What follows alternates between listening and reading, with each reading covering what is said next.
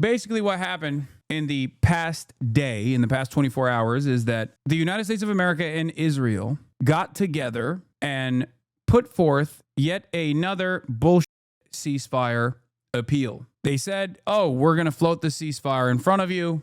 We are going to come to terms with like a reasonable proposal here. We're going to stop this unlimited violence. Trump sent a peace deal to Hamas. Hamas met to discuss it in Doha, in Qatar, where the U.S. is mediating talks and has a base. The United States has 10,000 troops in Qatar. And then Israel turned around and bombed them, presumably with U.S. support. This is what Ryan Grims from Dropsite News says. The strike in Doha was aimed at Hamas negotiators who were gathered to discuss Trump's ceasefire offer, according to a Hamas official speaking on Al Jazeera. Much as Trump carried out fake nuclear talks with Iran in order to kill the Iranian negotiators. Israel is taking credit for the attack, citing 10-7, though most or all in Doha didn't even know about the 10-7 attack until it happened. The IDF and ISA announcement is that they conducted a precise strike targeting the senior leadership of the Hamas terrorist organization. For years, these members of the Hamas leadership have led the terrorist organization's operations that are directly responsible for the brutal October 7th massacre and have been orchestrating and managing the war against the state of Israel. Prior to the strike, measures were taken in order to mitigate harm to civilians, including the use of precise munitions and additional intelligence. The IDF and ISA will continue to operate with determination in order to defeat the Hamas terrorist organization responsible for the October 7th massacre. It is, once again, another war crime. Israel went in and bombed Doha, another country, Qatar. Another country, a country that actually gave Donald Trump a bribe too. Turns out it doesn't matter. Israel did this specifically to kill the principal negotiators after they had already killed one of the principal negotiators, Ismail Haniyeh, in Tehran, in Iran. They are bombing the capital of a foreign country that is supposed to be an ally to the United States of America, a country that is such an important ally to the United States of America that its central command is there for the entire region. Historic Israeli action in Qatar. IDF attacks Hamas leadership in Doha, 1,800 kilometers from Israel, with heavy bombs and escorted by drones. Explosions were heard in the capital of Qatar. The negotiation delegation met to discuss Trump's proposal. The assassination attempt targeted Khalil al-Hayya, Zahar Jabarin, Ghazi Hamad, and Bassem Naim. You might recall Bassem Naim from the many interviews that Jeremy Scahill has conducted with him. The operation was conducted by the occupation army in Shin Bet. They can't use Qatari airspace, among other things, without coordinating with the Americans. Americans and British reconnaissance planes were in the sky over Qatar before the operation was carried out. Al Jazeera reporting that Khalil al-Hayya was not present. A leading Hamas source says the movement's delegation in Qatar survived. Reportedly, 10 Israeli Air Force jets were flown for the assassination attempt, releasing at least 12 bombs on the site. Early indications that the violent raid may have killed a group of foreign workers and some Hamas staff members who were present at the office. Israel is still not given an assessment. Qatar announced a suspension of mediation between Israel and Hamas. Khalil al-Hayya's son was reportedly martyred in the attack, along with the office director. Kingdom of Saudi Arabia, the United Arab Emirates, and Qatar all strongly condemned the attack, which means nothing, okay? That means nothing. Remember, Netanyahu prevents government ministers from making statements until further notice. From Khan, there are reports that only the security cabinet was informed of the attack beforehand. Barack Ravid confirms that Barack Ravid, IDF's very own, confirms that the Trump admin was briefed on the operations beforehand. Meanwhile, Netanyahu was giving repeated statements saying that this was an entirely independent act by Israel. The expanding scope of Israeli violations underscores the importance of Arab regimes reevaluating their options to confront this American protected recklessness, Ansar Allah press statement. This treacherous crime, carried out in coordination with the U.S. administration, confirms that no ally is respected by the Americans except the Israeli enemy. The treacherous crime in Qatar reveals the practical involvement of the U.S. in the declared Zionist plan. We warn of the American Zionist project, which spares no one. Those who act otherwise are only deceiving themselves and living in an illusion in all its forms. I think America did this deliberately, just like Ryan Grimm's assessment here, that they deliberately brought these guys together with a fake ceasefire proposal so that they could bomb the group. This is almost identical to the Iran situation. You know what's really funny about this? It's sad, but ironic, I guess. Maybe not funny is perhaps not the right word here. Is that the reason why they did this is because Hamas is agreeing to the ceasefires. That's it. That's the reason. They keep saying, we want a ceasefire, and they keep conceding to the additional insane demands that Israel keeps presenting, and that kind of the situation a little bit further. That's it. That's the reason. Hamas keeps saying, yeah, sure, you can keep your military occupation in the region. Just don't invade. Don't destroy the Gaza. Don't destroy the remaining tall buildings in Gaza City. Israel does it, says you. It doesn't matter because their goal is not to release the hostages. I mean, not much it was clear if you have been paying any attention to the situation for the past 23 months. Their goal is to do ethnic cleansing. Their goal is to do genocide, and they've been doing it. Hamas issues a statement. The treacherous attempt by the Zionist occupation to assassinate the negotiation delegation of the Hamas movement in the Qatari capital Doha today is a heinous crime, a blatant aggression, and a flagrant violation of all international norms and laws, which is true. This crime represents an aggression against the sovereignty of the sister state of Qatar, which alongside the sister state of Egypt plays a vital role in mediating efforts to halt the aggression and reach an agreement for a ceasefire and prisoner exchange. The targeting of the negotiation delegation at the moment when the latest proposal by U.S. President Donald Trump was being discussed confirms beyond any doubt that Netanyahu and his government do not want to reach any agreement. We hold the U.S. administration jointly responsible with the occupation for this crime due to its unwavering support for the aggression and the crimes of the occupation against our people. What can Israel do that will cause America and the American government to go, okay, it's a bridge too far? There are less countries that Israel is not currently bombing in that fucking region than there are countries that it is bombing. What's next? Can they bomb Turkey, another NATO ally? Perhaps. This is what I'm saying. Like, Israel, I think, right now could literally kill American citizens in the United States of America, and not in like some act of espionage or like a psyop or some kind of false flag attack or whatever. I mean, like, deliberately go, we used our drones to kill American citizens in the United States of America, and the United States of America would not turn around and say, okay, that's too much. They've killed American citizens in the West Bank, and obviously the United States of America said nothing about it. Israel could turn around and assassinate me on U.S. soil if they chose to do so, and the American government would never even turn around and say, oh yeah, this is really, they'd say, it's my mistake, our bad, that we didn't kill him ourselves.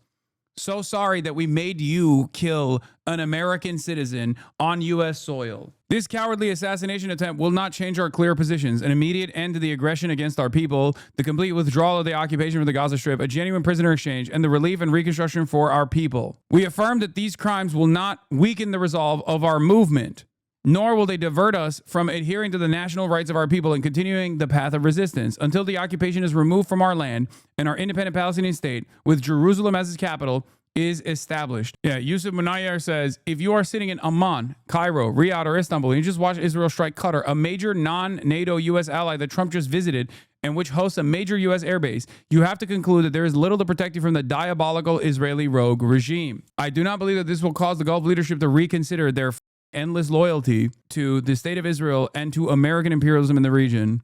I don't think so. This is the Israeli government speaker of the Knesset, openly threatening the entire region. This is a message to all of the Middle East. This is a video, CCTV footage from Doha, for the record. None of these Western operators within the Western media infrastructure is going to turn around and say, this is fucked up.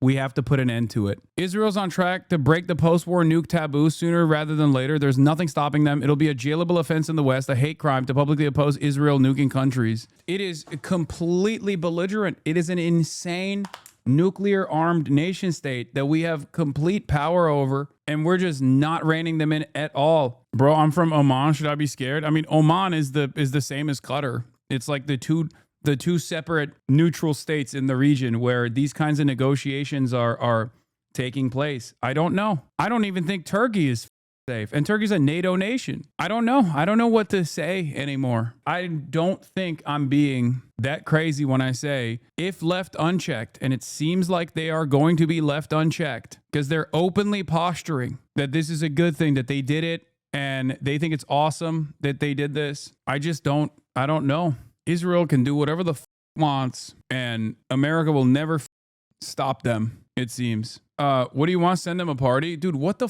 are you talking about? I mean, that's another part of the reason why you could just like get away with whatever the you want to do. Dog, they're the negotiators. Just because Israel calls them a terrorist doesn't mean that they actually are.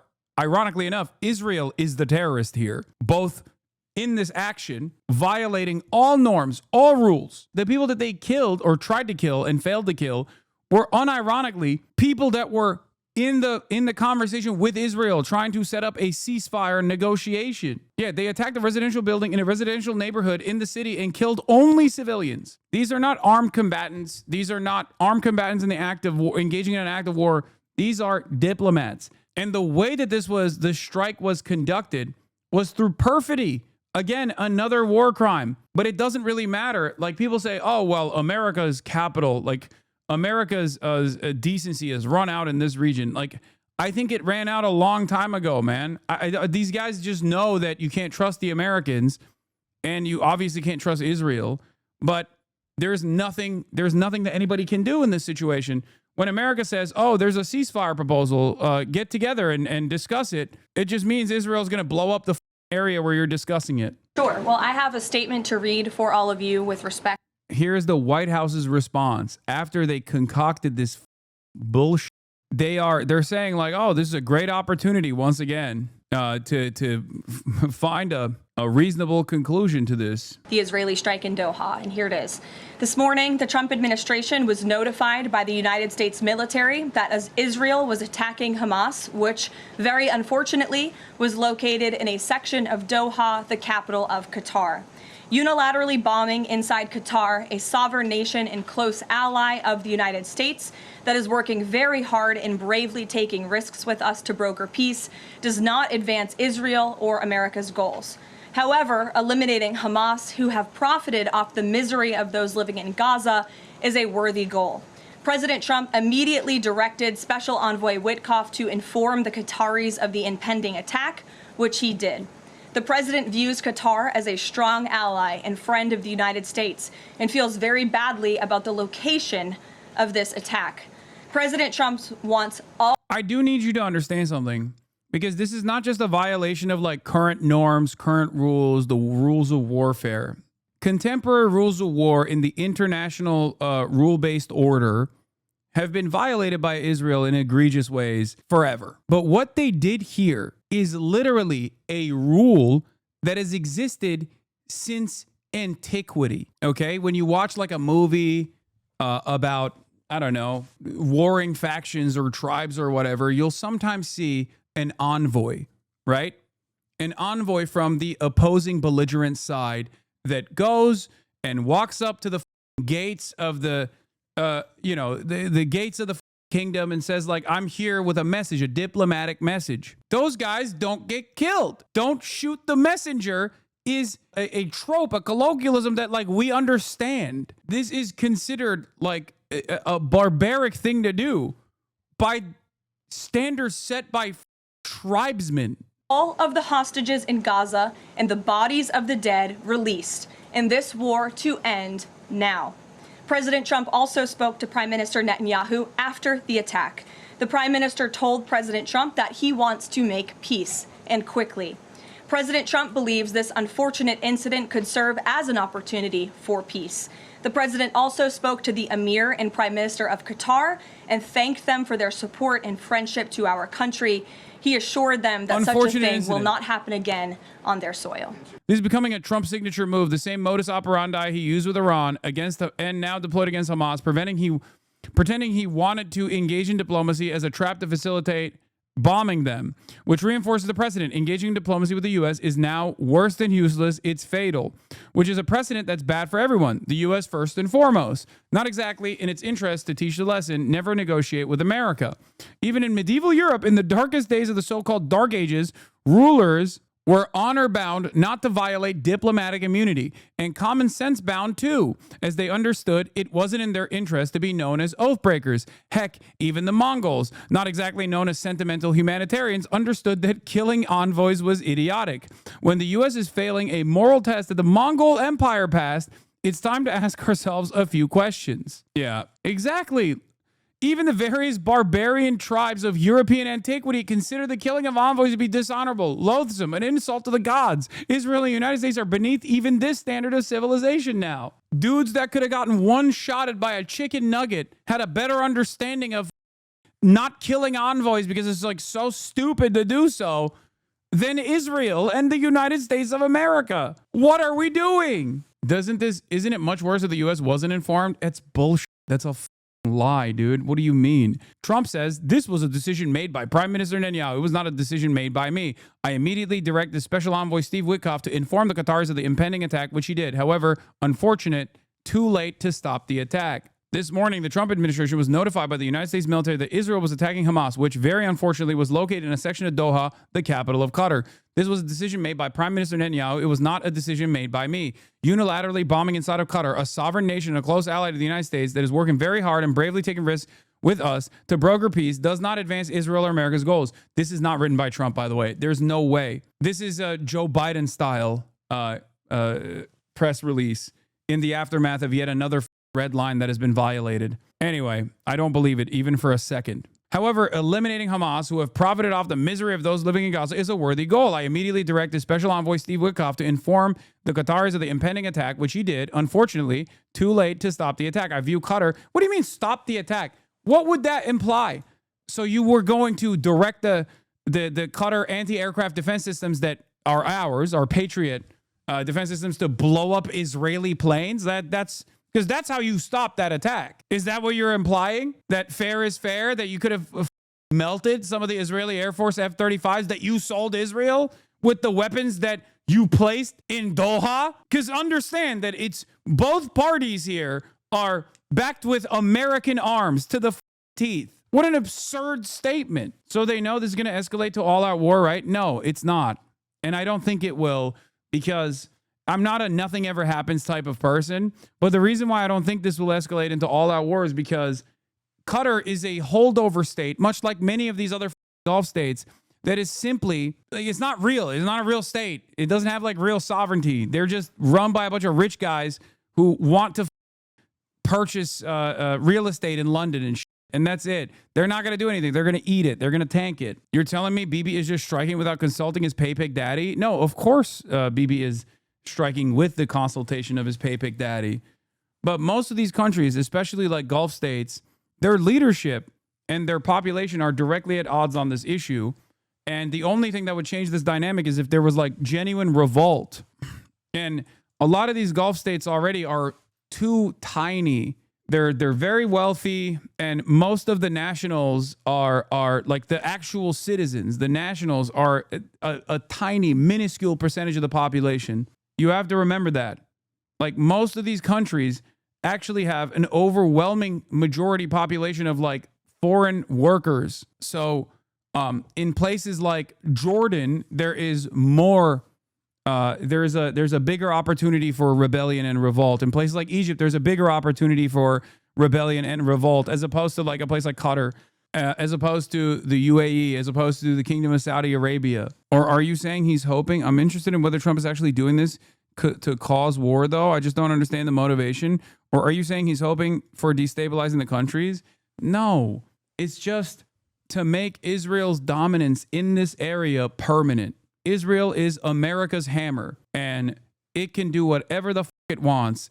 It's a warning, not against Qatar, mind you. It's a warning against Turkey, I think, because Turkey, as a loyal servant of U.S. empire, has taken the initiative and played an incredibly important role in redesigning the current state of Syria. So what Israel is doing here is not even an attack against Qatar. It's more so a threat against Turkey, because of Turkey's own ambitions in Syria. I think Syria is going to heat up quite a bit in the upcoming month. That's what I think. Turkey has interest in controlling Syria. So does Israel. They are at odds with one another, even though they're both a part of America's grand design in the region. What? Any strike on Turkey by Israel wouldn't trigger Article 5? That talking point is bullshit.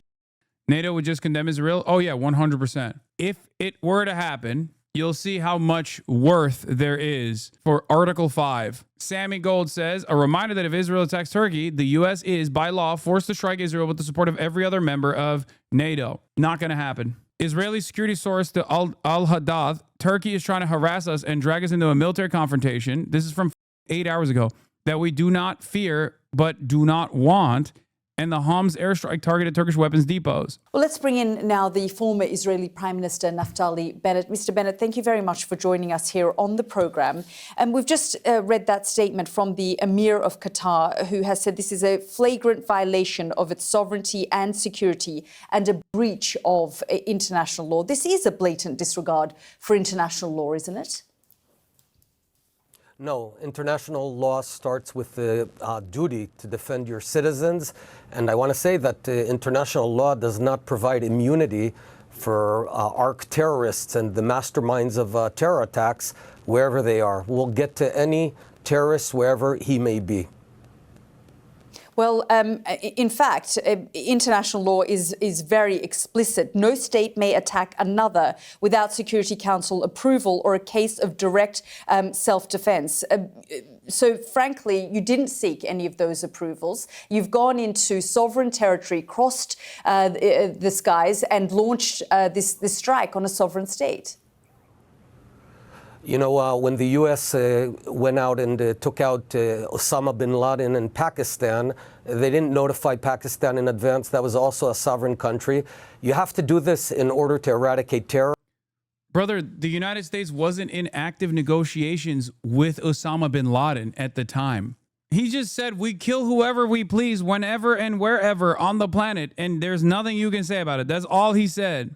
These are the people who control Hamas in Gaza, control Hamas in Israel. They are responsible for yesterday's attack, where Hamas took responsibility for the killing of 6 civilians in Jerusalem at a bus station. So a terrorist is still a terrorist, even if he sips tea at a 5-star hotel in Doha. So you're saying basically that sovereignty is negotiable. International law is just a thing of paper. Diplomacy, these sorts of things don't actually matter, because we know that for the last 20 plus months since October 7, Israeli officials have traveled to Doha a number of times, sat in hotels where Hamas was in another wing of that hotel, and negotiated with their Qatari counterparts. How can they now trust Israel? I don't need them to trust Israel. Qatar is a terror state. Doha is a terror capital. And we know that for the past... Yeah, again, you can just say they're all terrorists. They're all terrorists. That's it. Qatar is a terrorist state. Everybody's a terrorist state. 25 years, they've been planning terror attacks from Doha. They've been acting them. They've been sponsoring terror and funneling billions of dollars to Muslim Brotherhood terrorists and to Quds terrorists of the Shiite. They're the only ones who support financially both Shiite and Sunnite terror. So I don't need their approval. I don't need them to love me. I need to protect our people. Well, the United States, they're... Bro, you're the terrorist. I don't know what else. This is terror speak. This is terrorism language. You're a terrorist. You are terrorizing everybody. This is an act of terror that you're defending. You are the terrorist. What more to say? If left unchecked, this level of Islamophobia is I'm telling you, they're gonna kill so many more people. They're gonna bomb so many more areas, and America's just going to continue supporting it every single step of the way. Holy of the United States. They have the US has military bases in Qatar, and frankly, as far as keeping terrorists there, it was the United States under President Barack Obama who asked the government of Qatar and the Emir of Qatar to have the Hamas office there. So pointing the finger of blame at Qatar in this instance for housing Hamas. Would there be anything that is too far for U.S. support? I don't think so. If you asked me like 2 years ago, I would have said like this. I would have said this. Like in the past, they did this to Ismail Haniyeh, the principal negotiator at the time, and they did it in Iran. That was a major escalation. But at least it was done on the foreign soil of a foreign adversary, right? Now they're blowing up allies. I don't know what else to say. When it was, in fact, the US president who asked them to do that. No, but I'm talking about much more than just harboring. I'm telling you that, first of all, we attacked Hamas. Hamas is our target. We didn't attack the Qatari leadership or anything of that sort. But I want to be very clear that if you take responsibility yesterday for killing 6 citizens, you're not immune just because you're at another location. You can't kill Israelis. You can no longer kill Jews and think that you can get away with it wherever you may be.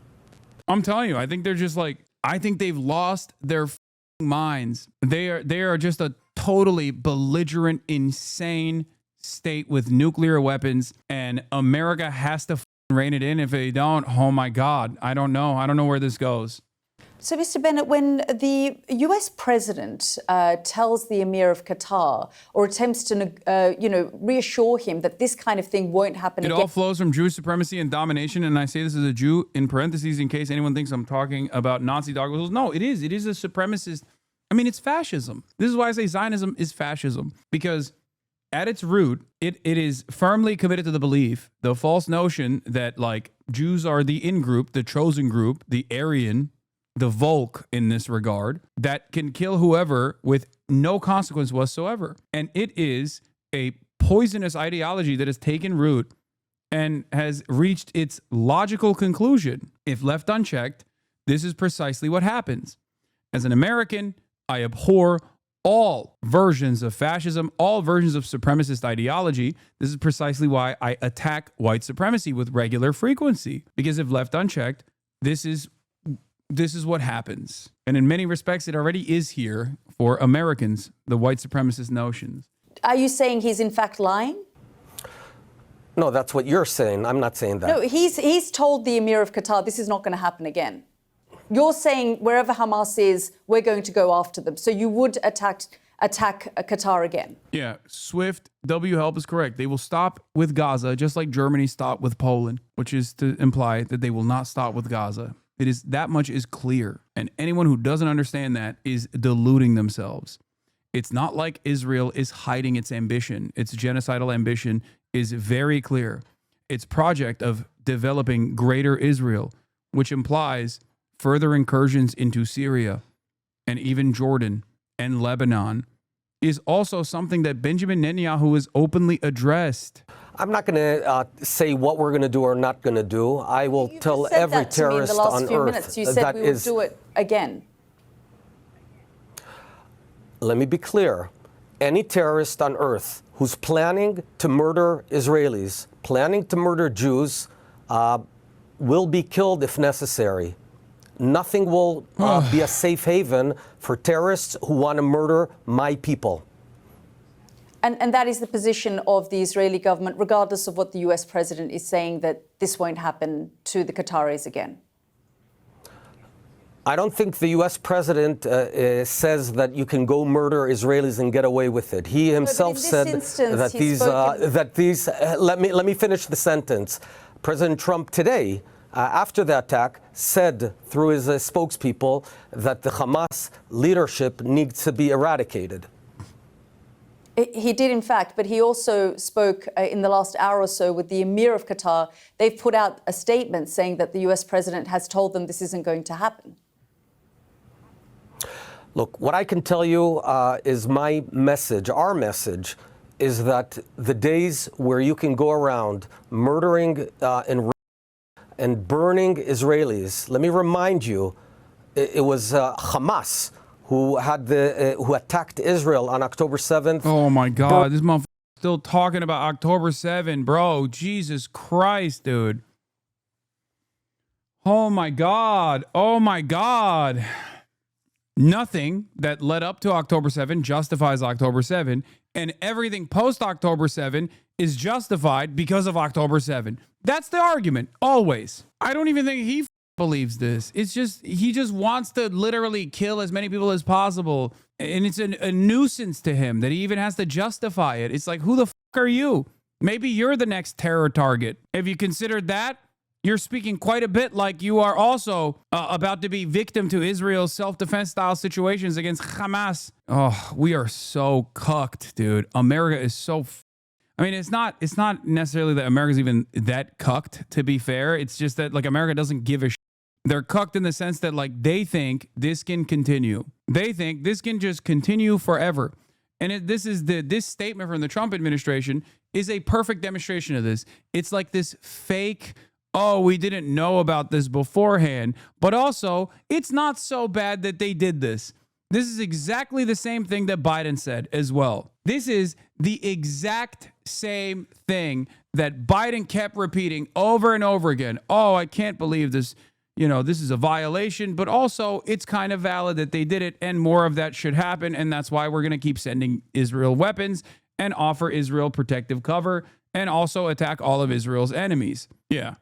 Moen Rabbani says, it seems Trump is taking a page out of the Biden playbook. Play dumb, act surprised, insist Israel acted without Washington's knowledge or authorization, feign anger, and hope it hoodwinks all concerned.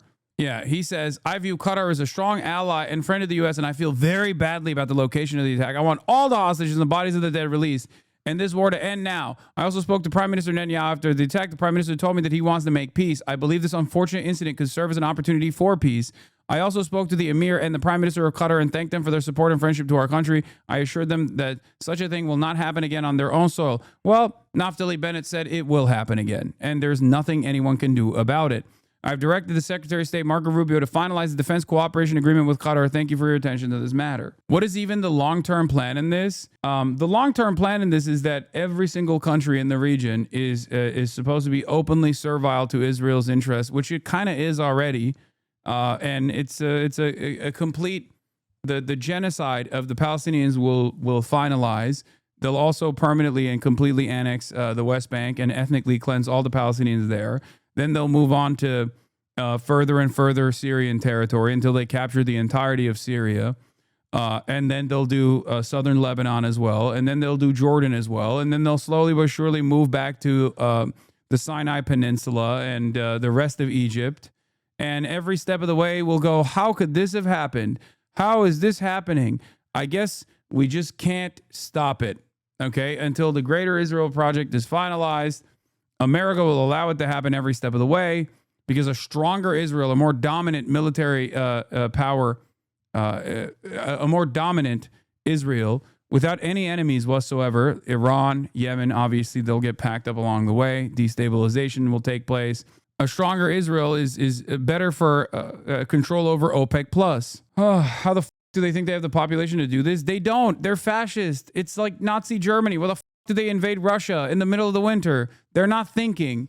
They're just horny for death and destruction and complete and utter domination of all of their enemies because all of their enemies are cattle. They're not human. They're inferior beings. It's a death cult. Why do I say fascism is a death cult all the time? You sound like Alex Jones. Really? It's interesting because when I said Israel's plan was genocide on October 7th, people said I sound like Alex Jones back then. Also, I'm not saying this is going to happen. Obviously, there will be more pushback along the way. I don't know exactly how or where. I just don't believe that it's going to come from the United States of America until they recalculate their unlimited support for Israel.